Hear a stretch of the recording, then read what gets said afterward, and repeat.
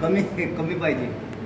बुद्धांचा तथागत भगवान गौतम बुद्धांचा, बोधिसत्व बाबासाहेब आंबेडकरांचा, बोधिसत्व परमपूज्य डॉक्टर बाबासाहेब आंबेडकरांचा, राष्ट्रपिता महात्मा ज्योतिबा फुल्यांचा, राष्ट्रपिता महात्मा ज्योतिबा फुल्यांचा, माता रमाईचा.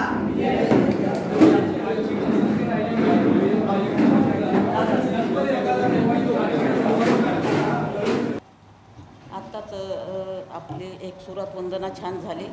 तसेच जगपाल साहेबांनी ध्यान पण घेतलं, ध्यानामुळे आपल्या मनाची एकाग्रता साधता येते आपल्याला. तर आता मी आलटे साहेब आजचे अध्यक्ष यांना विनंती करते की त्यांनी त्यांचं स्थान ग्रहण करावं. आत्ताच ताईंनी अध्यक्षांची सूचना मांडली. मी आपणा सरांतर्फे आलटे सरांचं मी अनुमोदन करतो. सर्व महामानवांना वंदन, भक्तांना वंदन. येथे उपस्थित आजच्या कार्यक्रमाला उपासक उपासिका यांना सप्रेम जय भीम. आपले वक्ते थोड्याच वेळात येत आहेत आणि तोपर्यंत आपला हा सुरुवातीचा हा भाग आपण चालू ठेवलेला आहे. एक आपल्या सर्वांना सूचना आणि विनंती आहे की आपला कार्यक्रम हा तंतोतंत 8 वाजता संपेल. माझ्या पदी भीमा वाहिली फुले, माझ्या पदी भीमा वाहिली फुले, धन्य धन्य झालो बदले महात्मा फुले, धन्य धन्य झालो बदले महात्मा फुले. माझ्या पदी भीमा वाहिले फुले, माझ्या पदी भीमा वाहिली फुले, धन्य धन्य झालो बदले महात्मा फुले, धन्य धन्य झालो बदले महात्मा फुले. माझ्या पावलांच्या पाऊल खुणा, माझ्या पावलांच्या पाऊल खुणा, शोधल्यास भीमा तू पुन्हा पुन्हा, वंदनीय झाले तुझी पावले, वंदनीय झाली तुझी पावले, धन्य धन्य झालो बदले महात्मा फुले, धन्य धन्य झाले बदले महात्मा फुले. वंदनीय झाली तुझी पाऊले, वंदनीय झाली, हे झालं नाही का. प्रवास तुझा हा प्रवाहाविरुद्ध, वर्तनाचे केले तू युद्ध, प्रवासाविरुद्ध प्रवाहाविरुद्ध, परिवर्तनाचे केले तू युद्ध, धन्य धन्य झालो धन्य धन्य झालो बदले महात्मा फुले. लाभला तुला ना राजघराणा, धन दौलतीचा कुठला खजिना, लाभला तुला ना राजघराणा, धन दौलतीचा कुठला खजाना, विश्वातूनी तू शून्यातूनी तू विश्व निर्मिले, शून्यातून हे विश्व निर्मिले, धन्य धन्य झालो बदले महात्मा फुले, धन्य धन्य झाले बदले महात्मा फुले. दादा नागराव हर्षान म्हणे, दादा नागराव स्वप्नातील ते चित्र देखणे, स्वप्नातील ते चित्र देखणे.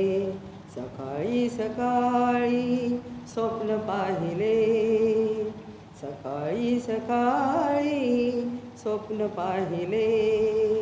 धन्य धन्य झालो वदले महात्मा फुले, धन्य धन्य झालो वदले महात्मा फुले. माझ्यापदी भीमा पाहिलीस फुले, माझ्यापदी भीमा पाहिलीस फुले. धन्य धन्य झालो वदले महात्मा फुले, धन्य धन्य झालो वदले महात्मा फुले. धन्य धन्य झालो वदले महात्मा फुले. करू पहिले नमन ज्योतिबाला, ज्यानं स्त्री मुक्तीला जन्म दिला, ज्यानं स्त्री मुक्तीला जन्म दिला. करू पहिले नमन ज्योतिबाला, करू पहिले नमन ज्योतिबाला, ज्यानं स्त्री मुक्तीला जन्म दिला, ज्यानं स्त्री मुक्तीला जन्म दिला. सन 1800 सालात स्त्रिया होत्या अंधारात, सन 1800 सालात स्त्रिया होत्या अंधारात. लिहा वाचाया शाळा नव्हती, स्त्री घरात बंदिवान होती. लिहा वाचाया शाळा नव्हती, स्त्री घरात बंदिवान होती. अहो अहो, पण कारण काय? कारण म्हणून सांगितले होते न स्त्री स्वातंत्र्य मरहती. अशा अंधारात, अशा अंधारात ज्योतिबान पहिला दिवा लाविला, ज्यानं स्त्री मुक्तीला जन्म दिला, ज्यानं स्त्री मुक्तीला जन्म दिला. करू पहिले नमन ज्योतिबाला, ज्यानं स्त्री मुक्तीला जन्म दिला. 1848 साल उजाडलं, त्यानं बंडाचं निशाण रोवलं. 1848 साल उजाडलं, त्यानं बंडाचं निशाण रोवलं. सावित्रीला त्यानं शिकवलं, सावित्रीला त्यानं शिकवलं. ज्ञानाचे दार उघडले, ज्ञानाचे दार उघडले, रूढीचे पायीक खवळले. झेलून दगड विटा सोसून शेण मारा, झेलून दगड विटा सोसून शेण मारा. मुलींसाठी काढली त्यानं शाळा, ज्यानं स्त्री मुक्तीला जन्म दिला, ज्यानं स्त्री मुक्तीला जन्म दिला. करू पहिले नमन ज्योतिबाला, करू पहिले नमन ज्योतिबाला, ज्यानं स्त्री मुक्तीला जन्म दिला, ज्यानं स्त्री मुक्तीला जन्म दिला. सनातन्यांनी केला हल्ला, परी जरा नाही डगमगला. सनातन्यांनी हल्ला केला, परी जरा नाही डगमगला. अहो अहो, आपल्या घरातील हौद त्यानं दलितासाठी खुला केला. अहो, त्यानं आपल्या घरातील हौद दलितासाठी खुला केला. स्त्रिया दलित आणि बहुजनासाठी आपला सारा जन्म त्यानं वेचला. स्त्रिया दलित आणि बहुजनांसाठी आपला सारा जन्म त्यानं वेचला. ज्यानं स्त्री मुक्तीला जन्म दिला, ज्यानं स्त्री मुक्तीला जन्म दिला. करू पहिले नमन ज्योतिबाला, करू पहिले नमन ज्योतिबाला, ज्यानं स्त्री मुक्तीला जन्म दिला, ज्यानं स्त्री मुक्तीला जन्म दिला, ज्यानं स्त्री मुक्तीला जन्म दिला. ते आलेले आहेत.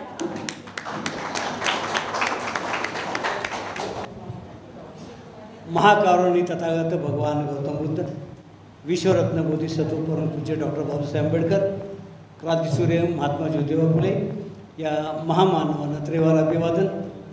विचारमंचावर उपस्थित असलेले आजचे वक्ते आपले प्रबुद्ध साठेसर, त्यांचे आगमन झालेले जोरदार टाळ्याने त्यांचं स्वागत करूया.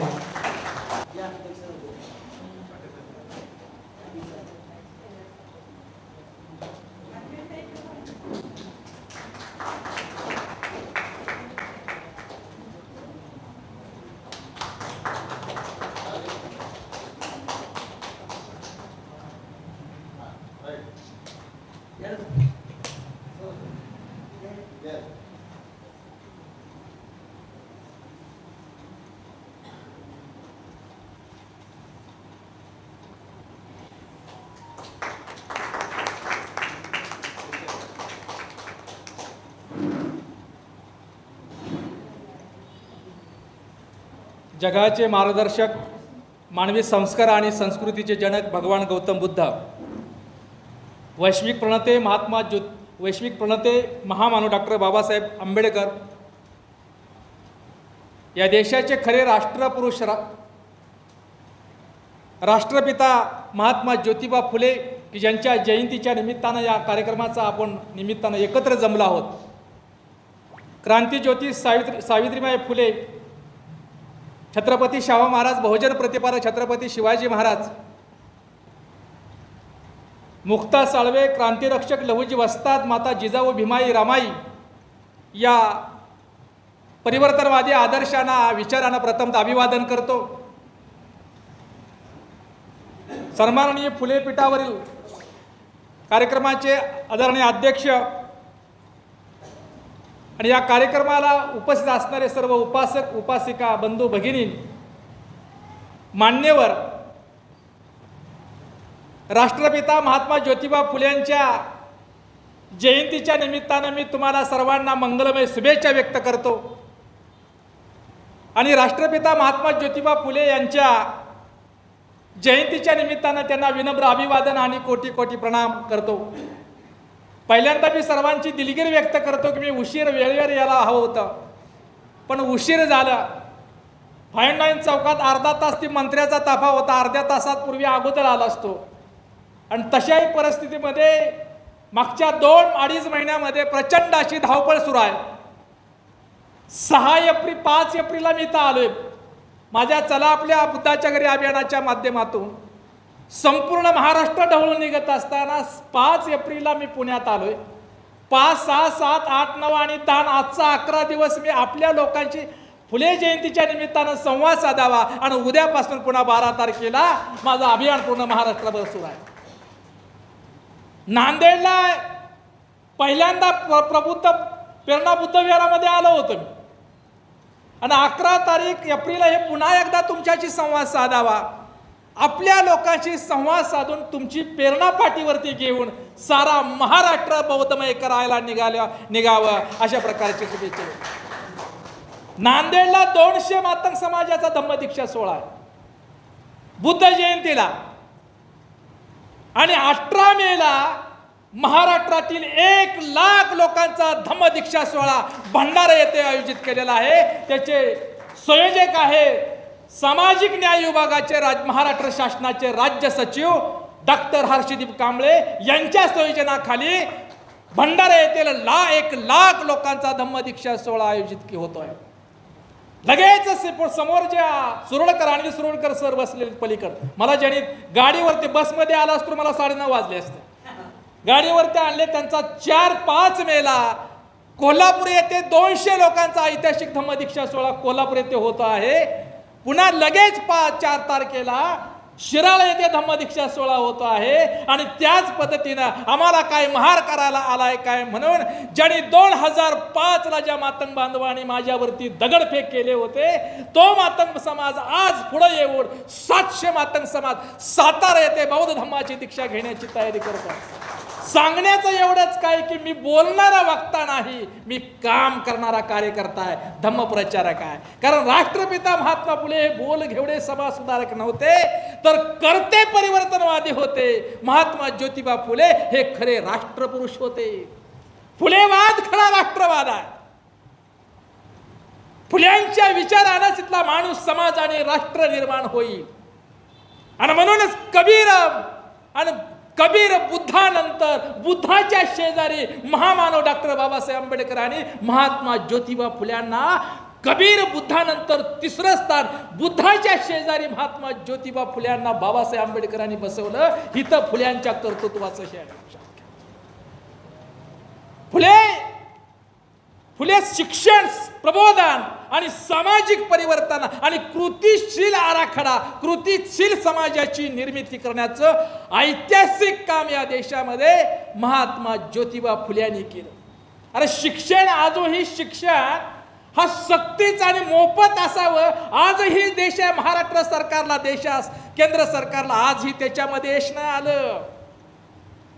तर 1882 साली महात्मा ज्योतिबा फुले हंटर कमिशनला निवेदन देऊन 1882 ला या देशामध्ये शिक्षणाचा हक्काचा कायदा करावा लागला ब्रिटिशांना. हे महात्मा ज्योतिबा फुल्यांच्या कार्याची ताकद होती. फुले हे आशिया खंडातील आशिया खंडातील पहिले शिक्षण तज्ञ हे महात्मा ज्योतिबा फुले होते. उदाहरण सांगेल, मला वेळ कमी आहे, लगेच सोडक्यात 20-20 खेळ, आज 20-20चा सामना होईल. आज कसोटीचा नाही, तुम्ही दमलेला आहे मी दमलेला आहे. मला उद्यापासून जी निघायचं याची जवळ उद्यापासून निघाल्यानंतर पुन्हा 1.5 महिना महाराष्ट्राभर आहे. इथं बराक ओबामा, अमेरिकेचे राष्ट्राध्यक्ष बराक ओबामा आणि त्यांच्याबरोबर जे इतर मान्यवर भारतामध्ये आले, महाराष्ट्रात आले, त्यावेळेला महात्मा फुले यांनी लिहिलेलं गुलामगिरी हे पुस्तक, इंग्रजी अनुवादाचं पुस्तक त्यांना भेट म्हणून दिलेलं गेलं. ते पुस्तक अमेरिकेतील निग्रो लोकांच्या मुक्तीसाठी जे काम करणारे होते त्यांना ते अर्पण केलेलं आहे. आणि ते अमेरिकेचे राष्ट्राध्यक्ष त्यावेळेचे बराक ओबामा यांनी ते वाचल्यानंतर त्यांचं कौतुक केलं. म्हणून या देशामध्ये जागतिकीकरणानं, उदारीकरणानं, खाजगीकरणानं देश पारतंत्र्यात गेला. पण 250 वर्षापूर्वी गुलामगिरीचं ग्रंथ लिहून महात्मा ज्योतिबा फुले यांनी विचाराचं जागतिकीकरण करणारा या देशातला पहिला महात्मा जर कोण असेल तर ते राष्ट्रपिता महात्मा ज्योतिबा फुले होते. विचाराचं जागतिकीकरण, बाजाराचं, व्यापारीकरणाचं जागतिकीकरण, आपण पारतंत्र्यामध्ये आहोत, पण विचाराचं जागतिकीकरण करण्याचं काम हे महात्मा ज्योतिबा फुले यांनी केलं. म्हणून म्हणून तर डॉक्टर बाबासाहेब आंबेडकरांनी महात्मा ज्योतिबा फुले यांना आपले गुरु मानले. आणि म्हणून ही जयंती आम्ही महात्मा बुद्ध विहारामध्ये जयंती होणं हा फुल्यांचा नाही तर आपला सगळ्यात मोठा सन्मान आहे. खऱ्या अर्थानं बुद्ध विहारामध्ये महात्मा ज्योतिबा फुल्यांची जयंती होणं हा खरा सन्मान आहे, लक्षात घ्या. हे फुल्यांना केल्यानं खरं अभिवादन आहे. कारण मी नेहमी हितच म्हणलेलं होतो, महात्मा ज्योतिबा फुले हे भगवान बुद्धाचे सख्खे आणि सच्चे उपासक होते, लक्षात घ्या. आणि मग आज जो मला तुम्ही विषय दिलेला आहे की महात्मा फुल्यांचा सत्यशोधक समाजाची चळवळ, हा महात्मा ज्योतिबा फुले यांनी 24 सप्टेंबर 1873 ला सत्यशोधक समाजाची स्थापना करून आपल्या कार्याला संघटनात्मक बांधणीचं स्वरूप दिलं या दिवशी. आणि सत्यशोधक समाजाची संघटना स्थापना, सत्यशोधक समाजाची संघटना आणि चळवळ या देशातील सामाजिक परिवर्तनाची पहिली संघटना होती, लक्षात घ्या. आपण जे आज संघटनेचं पीक आलंय ना आपल्या समाजामध्ये, देशामध्ये, रोज उठून संघटना स्थापन महाग, परंतु सामाजिक परिवर्तनाची बांधिलकी स्वीकारून स्त्रियांना सन्मान देणारं, शिक्षणातून राष्ट्र निर्माण करणारं, अनिष्ट रूढी परंपरा यातून समाजाला मुक्त करणारं आणि स्वतःला एक वेगळा पर्याय, विज्ञाननिष्ठ पर्याय देण्याचं काम सत्यशोधक समाजाच्या चळवळीतून केलं. महात्मा फुल्यांची सत्यशोधक समाजाची संघटना या महाराष्ट्रातील नव्हे तर देशातील सामाजिक परिवर्तनाची पहिली संस्था, पहिली संघटना होती की ज्यातून बहुजन समाजाला बुद्धांच्या काळामध्ये संघ, बुद्ध, धम्म आणि संघाच्या, बौद्ध भिक्खू संघाच्या आणि उपासक आणि उपासिका संघाच्या माध्यमातून आदर्श संघटनेचा, आदर्श समाजाचा नमुना, उदाहरण भगवान बुद्धांनी जगासमोर दिलं, समाजासमोर दिलं. आणि तीच प्रेरणा घेऊन महात्मा ज्योतिबा फुले यांनी बहुजन हिताय, बहुजन सुखाय अशा बुद्धांच्या नंतर बहुजनाला न्याय देणारा, बहुजनाच्या हक्कासाठी झटणारी महाराष्ट्रातील नव्हे तर देशातील पहिली चळवळ आणि पहिली संघटना म्हणजे महात्मा ज्योतिबा फुले यांची सत्यशोधक समाजाची चळवळ. म्हणून बाबासाहेब आंबेडकर सुद्धा आम्ही म्हणतो, बाबासाहेब आंबेडकर आम्ही सत्यशोधक आहोत, मी सत्यशोधक आहोत. आम्ही फुल्यांच्या सत्यशोधक मार्गाने जाऊ आणि या देशामध्ये सामाजिक क्रांतीचा झेंडा फडकावू, हे डॉक्टर बाबासाहेब आंबेडकर म्हणायचे. बुद्धांच्या नंतर आम्हाला या देशामध्ये माणसाच्या हक्कासाठी लढाई उभारणारा हा राष्ट्रपिता आणि हा खरा महात्मा होते. आणि ह्या महात्मा ज्योतिबा फुल्यांची सत्यशोधक समाजाची चळवळ ही समाजाला प्रेरणा देणार होती. यांची स्थापना काय झाली म्हणजे याच्या एखादं कार्य चांगलं कार्य करायचं असेल तर त्याला संघटनात्मक स्वरूप असणं गरजेचं आहे. संस्थात्मक स्वरूप असेल तर आणखं चांगलं काम होतं. नाहीतर सत्यशोधक 24 सप्टेंबर 1873च्या अगोदर महात्मा ज्योतिबा फुले यांनी समाजासाठी 25-26 वर्षे काम केलंय त्याच्यावरती. त्याच्या अगोदर 25 वर्षच महात्मा ज्योतिबा फुले यांनी काम केलं शिक्षणाच्या माध्यमातून. स्त्रियांना शिक्षण देऊन, स्त्री ही राष्ट्रशक्ती आहे, तिला जर शिक्षण निर्माण दिलं, स्त्रियांना शिक्षण निर्माण दिलं तर स्त्री ही राष्ट्रशक्ती म्हणून पुढे येऊ शकते. हे महात्मा ज्योतिबा फुले यांनी सांगितलं. जिच्या हाती पाळण्याची दोरी ती राष्ट्राला उद्धारी नाही, अजिबात नाही, खोटा आहे, चुकीचा आहे. तर जिच्या हाती शिक्षणाची दोरी, जिच्या हाती कुटुंबाची दोरी, जिच्या हाती समाजाची दोरी, तीच राष्ट्राला उद्धारी. हा फुल्यांचा विचार आहे, हा सत्यशोधक चळवळीचा विचार आहे. आणि म्हणून याच्या अगोदर महात्मा फुल्यांनी केलेला आहे. विधवा विवाह असतील, ब्राह्मणांचे कसब, गुलामगिरी इत्यादी माध्यमातून महात्मा फुल्यांनी प्रचंड सामाजिक परिवर्तनाचं असं प्रचंड काम केलं. आणि आणखी एक महत्त्वाचं की आपण आता सत्यशोधक समाजाच्या चळवळीवर भाष्य करताना, व्याख्यान देत असताना, बोलताना एक लक्षात घ्या की 24 सप्टेंबर 1873ला सत्यशोधक समाजाची स्थापना महात्मा ज्योतिबा फुले यांनी केली आणि 14 ऑक्टोबर 1956ला महात्मा ज्योतिबा फुल्यांच्या सत्यशोधक समाजाचं रूपांतर डॉक्टर बाबासाहेब आंबेडकरांनी प्रबुद्ध समाजामध्ये केलं. हे समजून घ्या.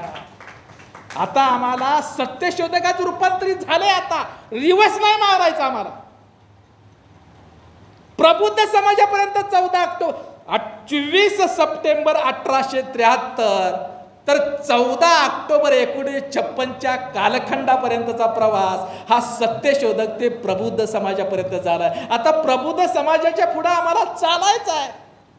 प्रबुद्ध समाजाच्या वाटनं चालून प्रबुद्ध भारताचं पुनर्निर्माण करणं हेच महात्मा ज्योतिबा फुल्यांच्या सत्यशोधक चळवळ चालवणं आहे. हेच डॉक्टर बाबासाहेब आंबेडकरांना, महात्मा ज्योतिबा फुल्यांना खऱ्या अर्थानं अभिवादन ठरेल. वेळ कमी आहे, 2-3 मुद्दे घेतोय की 24 सप्टेंबर काय निवडलं. 24 सप्टेंबर 1873 या दिवशी महात्मा फुले यांनी सत्यशोधक समाजाची स्थापना काय केली. आपण एखाद्या संघटनेची स्थापना केला, ऐतिहासिक दिवस निवडतो ना, कुठल्याही दिवशी नाही स्थापना करत, त्याच्यासाठी ऐतिहासिक दिवस निवडतो आपण. मग महात्मा फुले यांनी ऐतिहासिक दिवशी 24 सप्टेंबर काय निवडले असे हे सुद्धा माहीत असणं गरजेचं आहे. बराच पसारा सांगण्यापेक्षा मोजकं उदाहरण तुम्ही थोडं समजून घ्या की 24 सप्टेंबर हा दिवस का निवडला. तर त्या दिवशी 24 सप्टेंबर 1674ला बहुजन प्रतिपालक छत्रपती शिवाजी महाराजांनी बौद्ध धम्माचा स्वीकार केला. ती तारीख आहे. काय म्हणतोय मी, 24 सप्टेंबर ही जसं 14 ऑक्टोबर आमची धम्मक्रांतीचा दिवस आहे, तसं छत्रपती शिवाजी महाराजांच्या धम्मक्रांतीचा दिवस म्हणजे 24 सप्टेंबर. 24 सप्टेंबर 1674ला छत्रपती शिवाजी महाराजांनी बौद्ध धम्माचा स्वीकार केलेला आहे. शिवाजी महाराज हे हिंदू राजे नाही, ते बौद्ध राजे आहेत. आणि बौद्ध राजाचा धम्मक्रांतीचा दिवस 24 सप्टेंबर हा महात्मा ज्योतिबा फुले यांनी निवडला. म्हणून त्या दिवशी छत्रपती शिवाजी महाराजांच्या धम्मदीक्षाच्या सोहळ्याचा दिवस आणि ती तारीख, त्या तारखेला तो ऐतिहासिक दिवशी 24 सप्टेंबर 1873ला महात्मा ज्योतिबा फुले यांनी सत्यशोधक समाजाची स्थापना केली. तुम्ही म्हणता छत्रपती शिवाजी महाराजांनी बौद्ध धम्म स्वीकार. सत्यशोधक समाजाची स्थापना म्हणजे भटशाहीला, पुरोहितगिरीला नवा पर्याय, कोणताही धार्मिक विधी हे ब्राह्मणाच्या हातून, पुरोहितगिराच्या हातून, भटांच्या हातून करणार नाही. इथली जी ब्राह्मणी धर्मव्यवस्थेच्या जो विधी आहे त्या विधीनुसार आमचा उपक्रम, आमचे विधी होणार नाही, आमचं सांस्कृतिक होणार नाही. जसं छत्रपती शिवाजी महाराजांना पहिला राज्याभिषेक हा अपमानजनक होता. शिवाजी महाराजांच्या राज्याभिषेकावर बहिष्कार घातला, शूद्र समजलं, स्वराज्याची ब्राह्मणानं प्रचंड लूट केली. तो राज्याभिषेक छत्रपती शिवाजी महाराजांनी नाकारलेला आहे. जसं महात्मा ज्योतिबा फुले यांनी भटशाहीची परंपरा नाकारली, तशीच छत्रपती शिवाजी महाराजांनी सुद्धा 1674 भटशाहीची परंपरा नाकारली. आणि मग शाक्त पद्धतीनं दुसरा राज्याभिषेक 24 सप्टेंबर 1674 छत्रपती शिवाजी महाराजांनी शाक्य पद्धतीनं म्हणजेच बौद्ध पद्धतीनं केला. आणि शाक्य पद्धत ही मातृसत्ताक पद्धत होती. आणि शाक्त पद्धतीनं राज्याभिषेक करायचा असेल तर राजाला अस्पृश्य स्त्रीशी विवाह करावा लागत होता. मग बहुजन छत्रपती शिवाजी महाराजांनी शाक्यपंथी पद्धतीनं राज्याभिषेक करताना एका अस्पृश्य स्त्रीशी विवाह करून खऱ्या अर्थानं शाक्यपंथाचा म्हणजेच बौद्ध धर्माचा स्वीकार केला. म्हणून छत्रपती शिवाजी महाराज हे हिंदू राजे नसून हे बौद्ध राजे आहेत. यापुढे आंबेडकरवाद्यांनी तशा प्रकारचा उल्लेख करावा. आणि तो दिवस राज्याभिषेकाचा दिवसच्या दिवशी महात्मा ज्योतिबा फुले यांनी सत्यशोधक समाजाची स्थापना केली. आणि त्याच्यामध्ये सत्यशोधक समाजाचे ते जे आहेत काय त्याच्यामध्ये नियम आहेत. संघाने बुद्धांना जसं संघाचा जसं नियम आहे पंचशील वगैरे, जसं डॉक्टर बाबासाहेब आंबेडकरांनी 22 प्रतिज्ञा दिल्या आणि तशाच पद्धतीचा नियम महात्मा ज्योतिबा सत्यशोधक समाजाच्या याचे स्थापना उद्दिष्ट होतं. काय उद्दिष्ट होतं? सत्यशोधक समाजाची स्थापना काय केली? समाजातील अनिष्ट रूढी परंपरा नष्ट करण्यासाठी विज्ञाननिष्ठ परिवर्तनवादी समाज बनण्याकरता, स्त्रियांना त्याचा माणूस असल्याची जाणीव, स्त्रियांना हक्क आणि न्याय मिळवून देण्यासाठी ती सत्यशोधक समाजाची स्थापना, तर्क सुसंगत असा विचार करणं, अंधश्रद्धेतून मुक्त होणं याच्यासाठी दिले होते. भटशाहीच्या सावकारशाहीच्या जोखंड गुलामगिरीतून बहुजन समाजाला, शेतकऱ्यांना, शूद्र अतिशूद्राला मुक्त करण्यासाठी ती संघटनेचं ध्येय होतं. आणि जशा पद्धतीने 22 प्रतिज्ञा आहेत, बघा कसं साम्य आहे.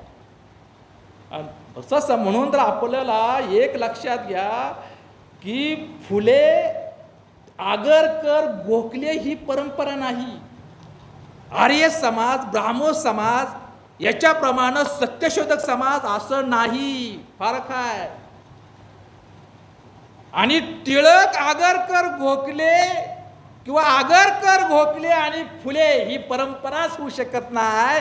तर कबीर, बुद्ध, आंबेडकर, फुले ही परंपरा आहे. लक्षात घ्या, हे समजून घ्या. कबीर, बुद्ध, फुले, आंबेडकर ही परंपरा आहे आमची. ही परिवर्तनाची चळवळ आहे, ही परंपरेची चळवळ आहे. आणि तसं जसं 22 प्रतिज्ञातील पहिली प्रतिज्ञा आहे, हो, मी ब्रह्मा, विष्णू, महेश यांना देव मानणार नाही, त्यांची उपासना करणार नाही. या प्रतिज्ञेमुळेच मी विष्णूसाठीचा प्रबुद्धसाठी झालो. या प्रतिज्ञेमुळे झालो ना. तर विष्णूसाठी धम्मदीक्षा घेताना 2006ला 2500 लोक मातंगाला घेऊन धम्मदीक्षा घेताना पहिली प्रतिज्ञा, मी ब्रह्मा, विष्णू, महेश यांना देव मानणार नाही, त्यांची उपासना करणार नाही, मी विष्णूसाठी क्षणात निर्णय घेतणार आहे. काय भानगड आहे? मीच विष्णू, मीच म्हणतोय की मी विष्णू, ब्रह्मा, विष्णू मला क्षणात निर्णय घेतला. नावही बदललं, धम्मदीक्षा बरोबर नामांतर केलं आणि विष्णूचा प्रबुद्ध साठे बनलो. ते पहिल्या प्रतिज्ञेमुळे बनलो.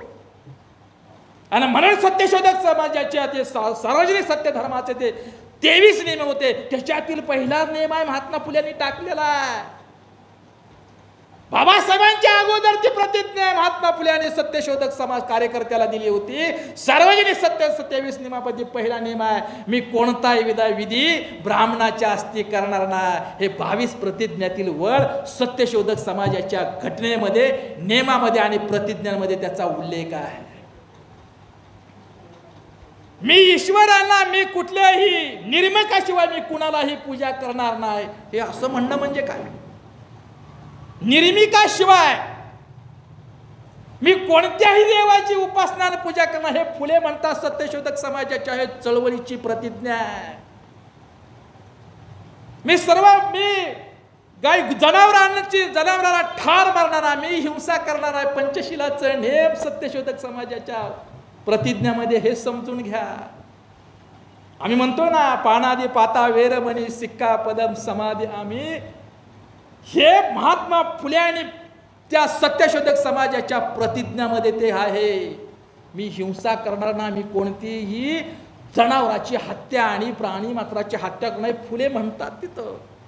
खरं तर फुल्यांच्या काळात आज जसं भगवान बुद्धांच्या वरती संशोधनात्मक लेख आलेले आहेत, जे समोर बुद्धांचा इतिहास आलेला आहे, तशा प्रकारचं 250 वर्षापूर्वी महात्मा ज्योतिबा फुल्यांच्या काळात जर बुद्धांचा इतिहास संशोधनाबरोबर पुढे आला असता तर निश्चित बुद्धांच्या साक्षीनं सांगतोय, प्रबुद्ध विहार या बुद्धाचं नाव आहे, माझं नाव सुद्धा प्रबुद्ध साठी आहे, हे शपथ घेऊन बुद्धाची सांगतोय की निश्चित महात्मा ज्योतिबा फुले आणि भगवान बुद्धांचा बौद्ध धम्मच स्वीकारला असता, ही क्रांती बुद्धांच्या महात्मा ज्योतिबा फुल्यांच्या काळातच झाली असती.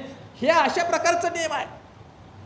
म्हणजे 22 प्रतिज्ञा मध्ये जे आपण नियम 22 प्रतिज्ञामध्ये येऊन बौद्ध धम्म दीक्षाचा जो समारंभाचा तो भाग केला, त्याच्यातील काही प्रतिज्ञेचा उल्लेख हा सत्यशोधक समाजाच्या प्रतिज्ञेमध्ये नियमामध्ये येतो. दुसरा असा आहे की बाबा सत्यशोधक पद्धतीने विवाह करावा लागतो. सत्यशोधक पद्धतीने विवाहाला आपण पहिल्यांदा ब्राह्मणांच्या हस्ते करत होतो, भटजीच्या हस्ते करत होतो, पुरोहित हस्त करत होतो. ही पुरोहितगिरी नाकारली, ही परंपरा नाकारली आणि सांस्कृतिक बदलाचा पर्याय म्हणून सत्यशोधक समाजानं फार मोठं सांस्कृतिक बदलाची चळवळ महाराष्ट्रामध्ये सुरू केली. त्याला प्रचंड यश आलं. त्याच्यातील एक विवाह आता सुद्धा सत्यशोधक पद्धतीने विवाह होतात.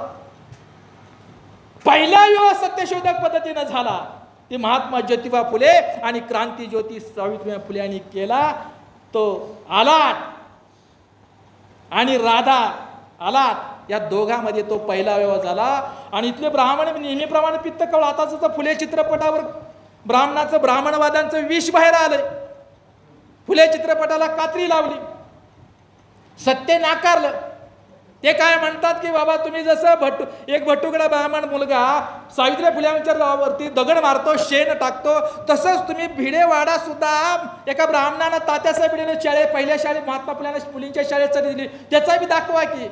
अरे पण बाबानं त्या तात्यासाहेब भिडेवरती पुण्यातल्या ब्राह्मणांनी प्रचंड दबाव आणला आणि तात्यासाहेब भिडे त्या पुण्यातल्या ब्राह्मणांच्या दबावाला, ब्राह्मणशाहीच्या दबावाला बळी पडल्यानंतर अल्पावधीतच ती जागा फुल्यांना भिड्याला परत करावी लागली. हा सुद्धा इतिहास आहे. तो दावायचा का चित्रपटात? हे सुद्धा तुम्ही म्हणताय भिड्यांना आमच्या ब्राह्मणांनी दान दिलं, देणग्या दिल्या, जागा दिली, हे खरं आहे. त्या भिड्यांचा वाडा राष्ट्रीय स्मारक म्हणून आंबेडकर आणून लढले ना. एका तर ब्राह्मणांनी मोर्चा केलाय.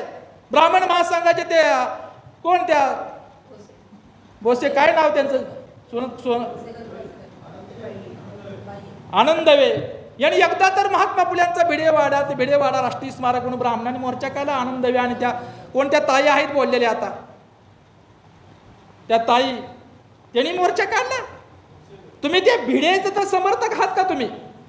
उलट भिड्याने फुल्यांना वाडा दिला, जागा दिली म्हणून ब्राह्मणांनी दबाव टाकला आणि ती जागा महागार घ्यावी लावली. त्या ब्राह्मणांचे समर्थक आनंदवे आहेत. ते सुद्धा दाखवायचं का?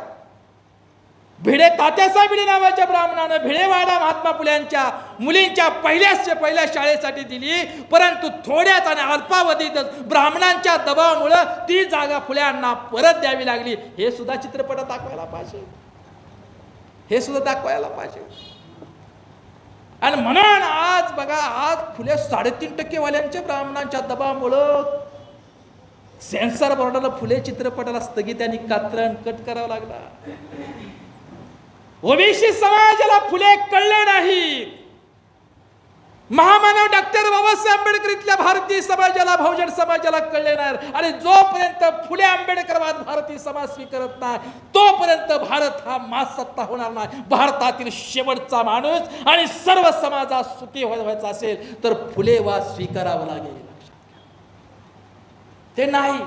त्याच्यामध्ये हे लग्न लावल्यानंतर लोक घड्याळाकडे बघतोय मी, कोर्टात गेले व आमचा धंदा बुडाला, पुरोहितगिरी बुडाला, आमचा दक्षिणा बुडाला. भटब्राह्मण काय फुकाट लग्न लावत नाहीत.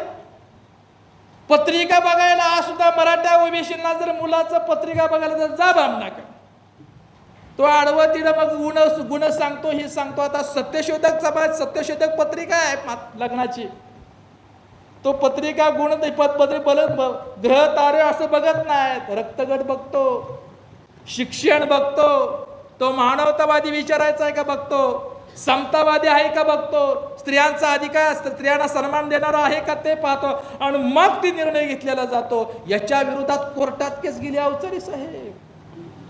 सत्यशोधक विवाहाला प्रतिबंब न्यायालयाने कोर्टानं घालावा, आणि आमचा दक्षिणा बुडतो, पुरोहितगिरीवरती हे अतिक्रमण आहे म्हणून महात्मा फुल्यांच्या सत्यशोधक विवाहाला प्रतिबंध घालावा, तो स्थगिती द्यावी, ते विवाह बेकायदेशीर ठरवण्यात यावं म्हणून कोर्टात गेले.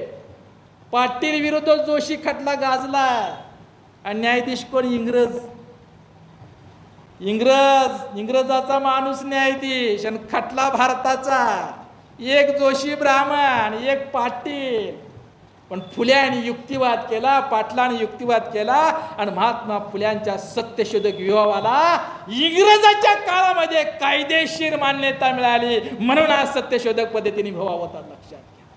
म्हणून आज माझ्या सुद्धा लग्नाला मला अशा पद्धतीने मी विचाराचा कळलं, फुल्यांचा माणूस, फुल्यांचा कार्यकर्ता, फुल्यांचा अनुयायी, बाबासाहेबांचा अनुयायी, भगवान बुद्धांचा उपासक मी, आणि माझ्या लग्नाच्या वेळेला हिंदू धर्म पद्धतीने कसं काय करावं प्रचंड कोडा पडला मला. एकतर मुलगी देत नव्हती,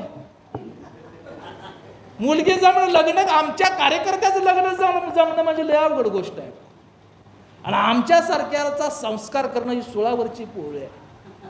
मी माझ्या पत्नीचा आता येताना आभार मानणार आहे. तू असली, मी महाराष्ट्रात कुठेही गेलो, सकाळ उठल्या आंघोळ झाल्या तोंडाला चहाचा कप लावून मी माझ्या पत्नीचं पहिला आभार व्यक्त करील, मग तोंडाला चहा लागेल. कारण तुझ्या त्यागामुळं मी महाराष्ट्र बुद्धमय करायला निघालेलो.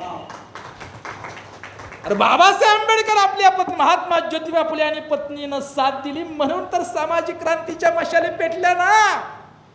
बाबासाहेब आंबेडकरांना रमाई सारख्या त्यागमय जीवन दिलं, अर्पण केलं जीवन. आणि महामानव डॉक्टर बाबासाहेब आंबेडकर मी माझ्या पत्नीचा गुन्हेगार आहे असं म्हणत असेल तर मी तर सदा अनुयायी कचरा माणूस. लग्नामध्ये माझी एकच आठ होती, बाबा हे लग्न ब्राह्मणाच्या पद, हा ब्राह्मणाने मंगलाष्टिका म्हणून. आता सासऱ्याला कसं समजावून सांगायचं? मुलगी दिली यातच आभार मानायचा. मी म्हणायचं बाबा काही नको मला, तुमची मुलगी तू वरचा नारळ तर घेतच नाही. कारण म्हणतात आता शेंडीचा आणि त्या जानव्याचा आम्ही प्रतिष्ठा, पण शेंडीनं केसानं गळा कापला. शेंडीचा नारळ असल्याशिवाय शेंडी फोडायला देवाला शेंडीचा नारळ लागतोय. आणि मग मला वाटतं की म्हणायचं बाबा की तुम्ही एवढं काही नको मला, भांडी नको, कपडे नको, काही नको, मी माझीच कपडे मी घेतो, आणि तुमच्या मुलीला बी कपडे मीच घेतो, येणं जाण्याचा गाडी खर्च मीच, आणि मीच हुंडा देतो, काही नको, मुलगीला उभा करा फक्त मी. आणि मग झालं असं. सासरा म्हणलं राव असं नाही, असं देवा ब्राह्मणाच्या साक्षीने झालं, म्हणजे भाऊ की काय म्हणेल असं काय. आणि मला तर फुल्यांचं सत्यशोधक पद्धतीने विवाह किंवा बौद्ध पद्धतीने करायचा होता, पण आता कोडं पडलं ना.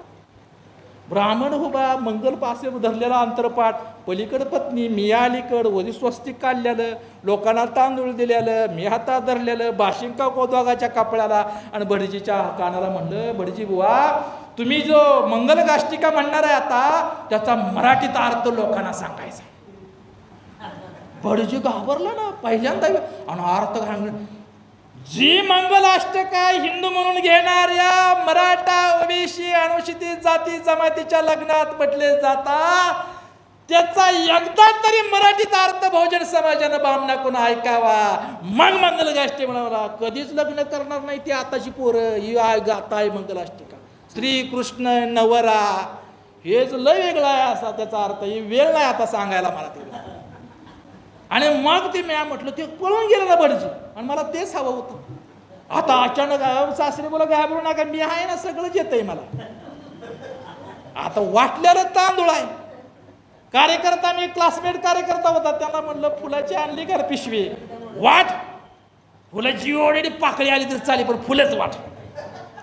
दिली फुलं वाटली आणि माझ्याच लग्नात मीच बावदाचारी, माझंच लग्न मी लावलेलं आहे, मीच मंगलगाथा म्हणतोय आणि बायकोच्या बी अंगावर मीच फुलं टाकतोय आणि माझ्या बी अंगावर मीच फुलं टाकतोय. अशा पद्धतीनं लग्न झालं.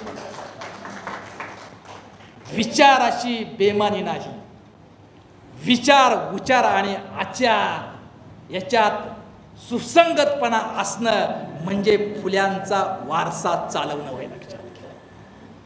तसं क्रांती विचाराची प्रचंड, कारण आपल्यामध्ये वक्ते आहेत भरपूर, विचारवंत आहेत, वक्ते आहेत, साहित्यिक आहे, लेखक आहे. सगळ्यात जास्त सगळं जे विचारवंत लेखक साहित्य वक्ते आपल्यात आहेत हो. आंबेडकर समाजात सगळंच जास्त, पण तटलंय कुठं? कारण कार्यकर्ता, आपल्यामधील कार्यकर्ता आपण मारून टाकलेला आहे, आपल्यामधील कार्यकर्ता आपण निर्जीव करून टाकलेला आहे, आपल्यामधला कार्यकर्ता आपण सक्रिय केला नाही. माझ्यामधला कार्यकर्ता मी स्वतःला सक्रिय केला. म्हणून भगवान बुद्ध म्हणतात, माणूस म्हणून स्वतःचा विकास करणं म्हणजे बुद्ध होणं. लक्षात घ्या. माणूस म्हणून स्वतःचा विकास, आपण प्रगती केली, चांगली कपडे अंगावर आली, चांगलं घर बांधलं, पैसा अडका मिळवला, सगळं सोनं नाणं सगळं आलंय, पण माणूस म्हणून स्वतःचा विकास नाही केला आम्ही. साधा आहे. माणूस म्हणून स्वतःचा विकास करणं म्हणजे बौद्ध होणं. मला आंबेडकरवादाची व्याख्या विचारली, फुलेवाद म्हणजे काय, आंबेडकरवाद म्हणजे काय. 8 दिवसापूर्वी इथं पुणे स्टेशनला मी 7 आलो होतो सहज. काय आंबेडकरवाद, मी वैचारिक म्हणलं. आंबेडकरवाद म्हणजे अर्थ सांग, स्वतःशी आंबेडकरवादी विचारानं स्वतःमध्ये बदल करणं आणि त्या स्वतःशी प्रामाणिक राहणं म्हणजे आंबेडकरवादी होतो. काय म्हणतोय सर? स्वतःशी प्रामाणिक राहणं, जगाशी राहू द्या समाज, स्वतःशी प्रामाणिक राहणं, स्वतःशी इमान राहणं, स्वतःशी प्रामाणिक असणं म्हणजे आंबेडकरवाद होय. लक्षात घ्या. आणि माणूस स्वतःशी प्रामाणिक असला तर समाजाला तो कधीच फसवू शकत नाही. लक्षात घ्या. तुम्ही स्वतःशी प्रामाणिक नाही म्हणून समाजाला फसवणाऱ्या लोकांची संख्या वाढली. आज चळवळीच्या नावाखाली चळवळ मोठा झाला का नेता आणि कार्यकर्ता मोठा झाला. कार्यकर्त्याच्या नेत्याच्या घर बंगल्यावर बंगले उभा राहिली, चळवळ अजून म्हणावाशी वाढली नाही. माझा चळवळीला काय फायदा होतो याच्यापेक्षा चळवळीतून माझं काय चांगलं होतंय असा स्वार्थी विचार करणाऱ्या माणसाची गर्दी आज वाढलेली आहे. मी ह्या प्रबुद्ध प्रेरणा बुद्ध विहाराचे सगळे तुम्ही उपासक आहे, पदाधिकारी चावरे साहेब, या सगळ्या माझ्या आई ताई, खरे तर तुम्ही महात्मा फुल्यांच्या सत्यशोधक समाजाचे खरे कार्यकर्ते आहे, खरे उपासक आहे, खरे कार्यकर्ते आहे. तुम्ही जसं बोलता तसं तुम्ही केलेलं आहे. सत्यशोधक समाजाच्या वरती प्रत्येक रविवारी जसं बुद्ध विहारात जायचं आपण जातो, नियम आहे ना, प्रत्येक रविवारी बुद्ध विहारात जातो, तो सत्यशोधक समाजाचा नियम होता चळवळीचा. प्रत्येक रविवारी मीटिंगला येणं. काय दिवस बघा, प्रत्येक रविवारी बुद्ध विहारात जाणं आपला नियम आहे. महात्मा फुले आणि सत्यशोधक समाजाच्या स्थापनेमध्ये तो नियम टाकलाय, प्रत्येक रविवारी मीटिंगला येणंच. आणि जर 15 दिवसानं एक व्याख्यान आयोजित करणं हा सत्यशोधक समाजाचा नियम होता. लक्षात. दुसरा असा निर्मिकाचा धर्म आहे एक, भांडणे अनेक कशासाठी. भगवान बुद्धाने, महात्मा ज्योतिबा फुले यांनी निर्मिक म्हटले. परमेश्वराला ईश्वराच्या ठिकाणी निर्मिक म्हणलेला आहे. कुठल्या ईश्वरानं 33 कोटी देवाने कोणतंही पृथ्वी तयार निर्मित नाही, त्याला निर्मिक फुले म्हणतात. जसं गौतम बुद्धांनी ईश्वराच्या ठिकाणी नीतीला स्थान दिलं, नीती म्हणजे धम्म आणि धम्म म्हणजे नीती, असं जसं म्हटलं गेलं तसं फुले म्हणतात निर्मिक. सत्य हीच नीती, बाकी कुनीती ज्योती म्हणे. बघा कसं साम्य विचारात. बुद्ध काय म्हणतात, धम्माची नीती म्हणजे धम्म आणि धम्म म्हणजे नीती. महात्मा ज्योतिबा फुले काय म्हणतात, सत्य हीच नीती, बाकी कुनीती ज्योती म्हणे. म्हणजे निर्मिक ईश्वराच्या ठिकाणी बुद्धांनी नीतीला स्थान दिलं महात्मा ज्योतिबा फुले यांनी निर्मिकाला स्थान दिलं. म्हणजेच भगवान बुद्धांचे फुले हे सख्खे उपासक आणि विचाराचे खरे वारसा होते. आणि तोच वारसा घेऊन महामानव डॉक्टर बाबासाहेब आंबेडकरांनी चळवळ चालवली. खऱ्या अर्थानं सत्यशोधक समाजाचा जनाधार हा मराठा समाजाचा, मराठा समाज, सत्यशोधक चळवळीचा जनाधार हा असणारा मराठा समाज हा तसाच राहिला असता तर या देशाचा पहिला पंतप्रधान हा मराठा झाला असता. पण 1936ला सत्यशोधक चळवळीचा जनाधार असणारा मराठा हा काँग्रेसमध्ये विलीन झाला. सत्यशोधक महात्मा ज्योतिबा फुल्यांचा एकही अनुयायी उरला नाही. डॉक्टर बाबासाहेब आंबेडकरांनी मी एकमेव आता महात्मा ज्योतिबांचा फुल्यांचा सत्यशोधक समाजाचा मी एकमेव अनुयायी कार्यकर्ता आहे. आणि जर सत्यशोधक समाज मग बाबासाहेब आंबेडकर सत्यशोधक चळवळीचा झेंडा पुढे चालवली आणि सत्यशोधक समाजाचं रिपब्लिकन समाजामध्ये बाबासाहेबांनी रूपांतर केलं. आणि सत्यशोधक समाजाचा जनाधार असणारा मराठा समाजाने डॉक्टर बाबासाहेब आंबेडकरांचं नेतृत्व घेऊन जर पुढे चालवलं असतं तर या देशाचा पहिला पंतप्रधान हा मराठा झाला असता. कदाचित सत्यशोधक समाजाच्या माध्यमातून डॉक्टर बाबासाहेब आंबेडकरांचं नेतृत्व ओबीसी मराठ्यांनी स्वीकारलं असतं तर काँग्रेस जन्माला बी आली नसती. काय काँग्रेसची स्थापना देशाला स्वातंत्र्य मिळावे याच्यासाठी नव्हती. काय म्हणतोय तर महात्मा ज्योतिबा फुल्यांच्या सत्यशोधक चळवळीला दाबण्याकरता काउंटर प्रोसेस म्हणून काँग्रेसची स्थापना झाली. हा इतिहास आहे, लक्षात घ्या. सत्यशोधक चळवळीचा प्रभाव आणि दबाव संपूर्ण महाराष्ट्रावर संपूर्ण देशात होता. काँग्रेस जन्माला बी आले नव्हते. आणि असं जर राहिलं सत्यशोधक समाजाचा असा दबदबा राहिला, ब्रिटिशांचं सहकार्य आहे तर पुढे या देशामध्ये सत्यशोधक नावाचा पक्ष, राजकीय पक्ष येईल आणि महात्मा ज्योतिबा फुल्यांच्या सत्यशोधक समाजाचं सरकार महाराष्ट्रात आणि केंद्रात आल्याशिवाय राहणार नाही. याचा धसका ब्राह्मणाने घेऊन काँग्रेसची स्थापना केली. देशाला स्वातंत्र्य मिळायचं म्हणून नाही. सत्यशोधक समाजाच्या चळवळीच्या माध्यमातून बहुजन समाजाला सत्ता आणि स्वातंत्र्य मिळेल म्हणून याच्या विरोधात बहुजन समाजाच्या स्वातंत्र्य आणि सत्तेच्या विरोधात काँग्रेसची स्थापना झाली. ब्रिटिशांना जाण्यासाठी नाही. मग परत ब्रिटिशांचा हे झालेलं आहे हे समजून घ्या. आणि आज डॉक्टर बाबासाहेब आंबेडकरांनी आज त्याचा सत्यशोधक पद्धतीने रिपब्लिकन समाजामध्ये आंबेडकरवादी फुल्यांचा जर खरा सन्मान करायचा असेल, अपेक्षित समाज निर्माण करायचा असेल तर या देशामध्ये खऱ्या अर्थानं आपण स्वतःशी इमान राखणं, त्याग आणि इमान. आज कसं चळवळीचं काम करणं आता शहाण्या माणसाचं काम नाही राहिलं. ही वेड्या माणसा, आम्ही काय शहाणा आहे काय? वेडी माणसं आहोत. आणि चांगल्या कामाचं वेड लागणं याच्यासारखं शहाणपण जगाच्या पाठीवर दुसरा असू शकत नाही. त्या शहाण्याचे आम्ही वेडे आहोत.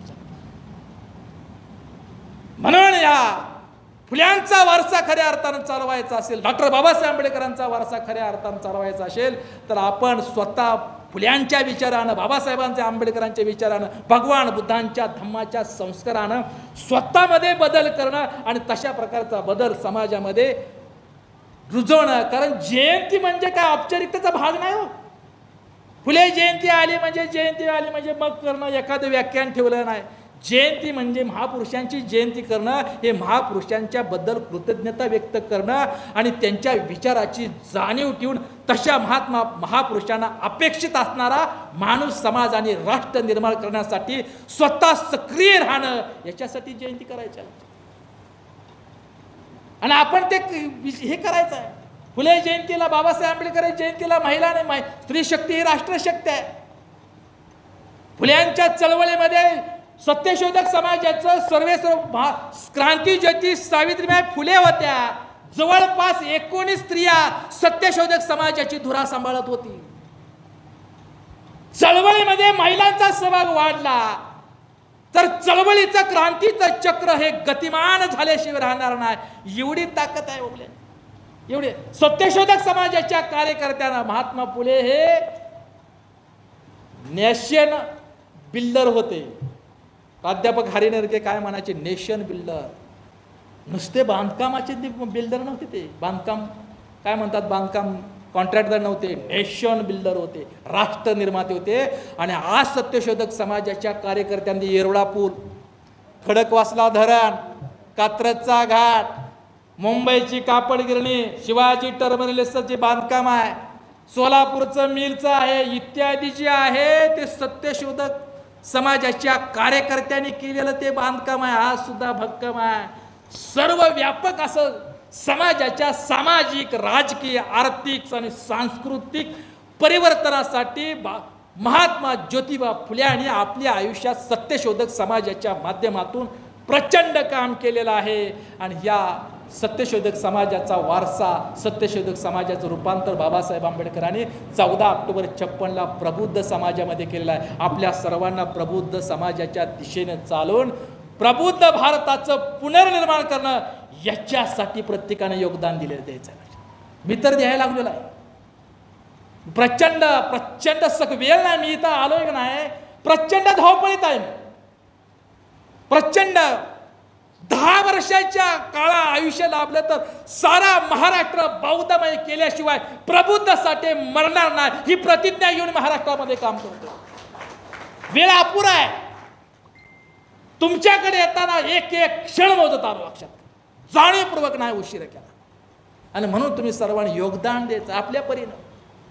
मात्र सत्यशोधक समाजामध्ये एक दंड हे होता, ते करता आलं तर बघा काय होतं. सत्यशोधक समाजाचा एक नियम, तुमच्या उत्पादनातील थोडासा खर्च सत्यशोधक समाजाच्या चळवळीसाठी द्यावा, असा दंड, असा नियम महात्मा ज्योतिबा फुले यांनी घातला होता. तोच डॉक्टर बाबासाहेबांनी प्रेरणा घेऊन डॉक्टर बाबासाहेबांनी पगारातील 20वा भाग धम्म चळवळीला द्यावा असं म्हटलं होतं. त्या काळा फुल्यांच्या चळवळीला कष्ट करणारी लोक, शेतकरी, महिला जेवढ्या आपल्या उत्पादना खर्चातून 20वा भाग सत्यशोधक समाजाच्यासाठी देत होती. म्हणून सत्यशोधक समाजाची ताकद वाढत होती, चळवळ वाढत होती. बाबासाहेब आंबेडकरांची धर्म चळवळ गतिमान का होत नाही, तर पगारातला 20वा भाग देणारा नौकरदार आणि बुद्धिजीवी वर्गच तयार झाला नाही. साडी माडी आणि गाडी तो दंग झाला. दरवाजा त्याची हद्द झाली. रिटायर झाल्यानंतर घरात करमत नाही, म्हणून वेळ जाण्याकरता वेळ जात नाही, म्हणून टाइमपास करण्याकरता बुद्ध सांगायला लागला. टाइमपास करण्याकरता बाबासाहेब सांगायला लागला. अरे आयुष्यभर सर्व्हिस असताना त्यातील एखादा कलेक्टर रविवारी येऊन बुद्ध विहारात बोलला असता, प्रचंड धम्माचं काम झालं असतं, प्रचंड काम झालं असतं. ते होणार.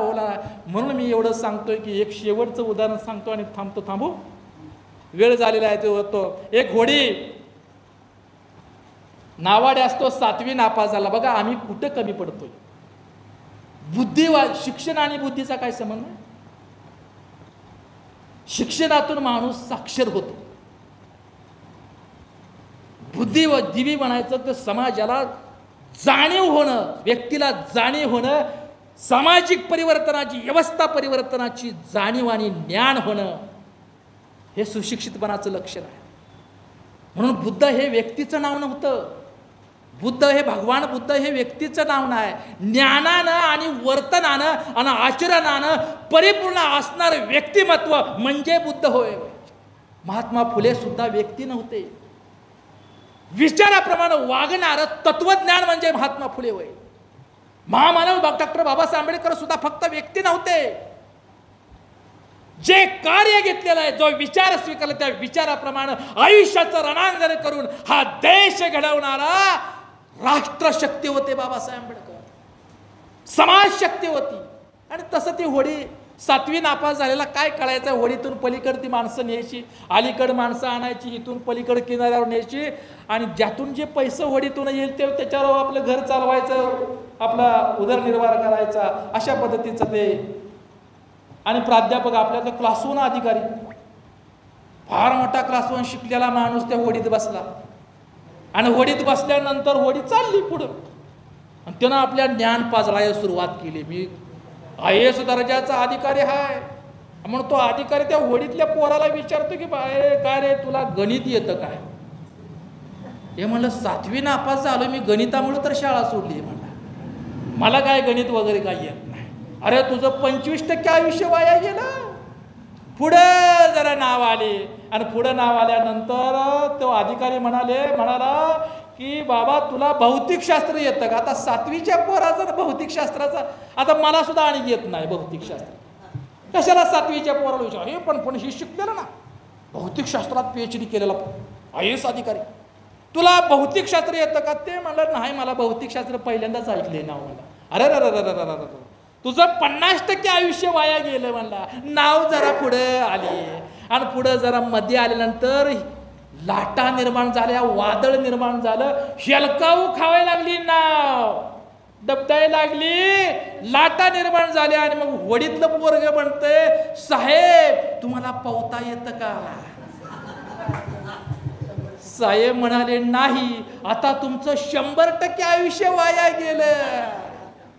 ज्ञान विचार महत्वाचा नाही, लक्षात घ्या. शिक्षण महत्वाचं नाही, त्या शिक्षणातून कुटुंबाला आणि समाजाला तुमचा किती वापर करताय, त्या विचारानं तुम्ही किती वागताय याच्यावर बुद्धिमत्ता अवलंबून आहे, लक्षात घ्या. शिक्षण हे पोट भरण्याचं साधन नसून बुद्धीचा विकास करण्याचं साधन आहे आणि बुद्धीचा विकास करण्याचं हे प्रभावी साधन स्वतःबरोबर समाजाचं प्रबोधन करण्यासाठी वापरायचं असतं. त्याला सुशिक्षित म्हणतात. आणि महात्मा ज्योतिबा फुले यांनी सत्यशोधक समाजातून अशी सुशिक्षित माणसं तयार केली. डॉक्टर बाबासाहेब आंबेडकरांना सुद्धा अशी सुशिक्षित माणसं हवी होती. मुझे पढे लिखे लोकांनी धोका दिला म्हणून ज्यांनी आमचं अश्रू पुसले त्या महामानव डॉक्टर बाबासाहेब आंबेडकरांना आपण रडवलेली माणसं आहोत. या अश्रूतून मोती करायचं असेल, या अश्रूचं सोनं करायचं असेल, त्या अश्रूतून बाबासाहेब आंबेडकरांच्या अश्रूतून क्रांतीची चिनगारी पेटवायचं असेल तर महात्मा ज्योतिबा फुले यांचा विचार आणि भगवान बुद्धांचा विचार घेऊन तुम्हाला समाजाचं प्रबोधन करावं लागेल. त्याच्याशिवाय पर्याय नाही. आता फार मोठे ऐतिहासिक आता हातघाईवर लढाई आलेली आहे. जिंकू किंवा मला आता मी म्हणतोय बाबा मला आता लढाई आलेल्या आहे. अनेक जण नमगे आता सुरू झालेल्या, माझ्या अभियानाची धसका घेतल्या सुरू झालेला आहे. आणि मी सांगितलेलं बाबा आता मृत्यू काय भीतीचा विषय नाही. फुल्यांना सुद्धा मारे करायला फुले का भेले का? फुल्यांनी जे मारेकऱ्यांना शिष्य बनवले. मी सुद्धा म्हणतोय बाबा मला मारण्यापूर्वी जो कोण मला मारणार आहे, मातंग समाज आरेचा दलाल, समरसता मंचचा दलाल, चमचा जो कोणी मारण्याची मला काय गो कोणी असेल, जर मला मारायचं असेल तर मारण्यापुढे माझी एक ताट आहे. 85 प्रमाणे आणि 22 प्रतिज्ञांप्रमाणे 1 महिना पाळ आणि तो महिन्याप्रमाणे तुझं कुटुंबाचं चांगलं झालं, तुला बरं वाटलं तर विचार कर. आणि 22 बुद्धांच्या विचारानं जर तुझं चांगलं नाही झालं, वाटोळं झालं, नुकसान झालं तर कुशाला मला मार. मृत्यूवा म्हणतोय की मी माझ्या स्वतःच्या प्रेतावरून क्रांतीची वाटचाल करत आहे. या चला आपल्या बुद्धाच्या घरी अभियान चालवत असताना, साऱ्या बहुजन समाजाला बुद्ध धम्माकडे आणत असताना, या लढाई म्हणजे या धम्म चळवळीमध्ये माझी हार झाली तरी सुद्धा क्रांतिकारक म्हणून इतिहासात नोंद होईल. आणि माझा विजय झाला तरी सुद्धा क्रांतिकारक म्हणून इतिहासात नोंद होईल. आणि या धम्म चळवळीच्या वाटेवर मी मारलो गेलो तरी सुद्धा शहीदाचा सन्मान मला मिळेल, हा शहीदाचा सन्मान मिळेल. त्याच्यामुळे हे नाही. म्हणून मी तुमच्या सर्वांचं शेवटी नम्र आवाहन करतोय की या चळवळीमध्ये एकट्याचं काम नाही, ह्याला सामाजिक स्वरूप देऊया. आणि आपल्या परीनं तुम्हाला या धम्म चळवळीमध्ये ऐतिहासिक धम्मदान तन मनातून दान देऊन ह्या चळवळीला योगदान बुद्धीचा द्या. शक्य झालं वेळेचं द्या. आपल्याला जमत नाही नांदेड, पुण्याला, मुंबईला, महाराष्ट्रात फिरून धम्म चळवळीचं काम करायला. जो करतोय त्याच्या पाठीमागं उभं राहावा म्हणजे महापुरुषांची जयंती साजरी झाल्यासारखं सार्थकता लाभेल. आणि आंबेडकरवादी फुले आंबेडकरवादी राजकारणाचा प्रभाव वाढल्याशिवाय खऱ्या अर्थानं लोकशाही यशस्वी होणार नाही. फुल्यांचा विचार या ठिकाणी अपेक्षित होणार नाही. अपेक्षित अशी फुल्यांना अपेक्षित क्रांती होणार नाही. बाबासाहेब आंबेडकरांच्या लेकरावरती, बाबासाहेब आंबेडकरांच्या भीम अनुयायावरती, बाबासाहेब आंबेडकरांच्या समाजावरती फार मोठा ऐतिहासिक जबाबदारी आणि कर्तव्य आहे. हो, फुले सुद्धा तुम्हालाच मांडायचा आहे. अरे छत्रपती शिवाजी महाराजांचा इतिहास सुद्धा तुम्हीच पुढे आणला, आपणच पुढे आणला. फुल्यांना सुद्धा आपणच जपलं, आपणच इतिहास फुल्यांचा, महात्मा फुल्यांचा जीवन ठेवला. कारण फुल्यांना आम्ही बाबासाहेब आंबेडकरांच्या 14 तळ्याच्या अगोदर महात्मा ज्योतिबा फुल्यांनी स्वतःच्या घरातील हौदातील पाणी पाजण्याचं, आमची तहान भागवण्याचं काम. बुद्धांच्या नंतर महात्मा ज्योतिबा फुल्यांनाच आम्हाला माणुसकीच्या जिव्हाळ्यानं अंतःकरणात कवठाळलं गेलं. बाबासाहेबांच्या अगोदर महात्मा फुल्यांनीच आमच्यावरती समतेचं आणि ममतेचं आभाळ टाकलं. याची जाणीव ठेवून आपण कार्य करूया आणि कार्यकर्त्यानं स्वतःमधला कार्यकर्ता कधी मारू नका. स्वतःशी बेमान, जगाशी राहू द्या, स्वतःशी बेमान कधी होऊ नका. स्वतःशी इमान राखणं म्हणजे चांगला माणूस बनणं, आणि चांगला माणूस बनणं हे धम्माचं खरं प्रयोजन आहे. लक्षात, चांगला माणूस. आणि इथंच मी या ठिकाणी शेवटी जाता जाता सर्वांना या राष्ट्रपिता महात्मा ज्योतिबा फुले यांच्या जयंतीच्या निमित्तानं त्यांना विनम्र अभिवादन करतो, कोटी कोटी प्रणाम करतो.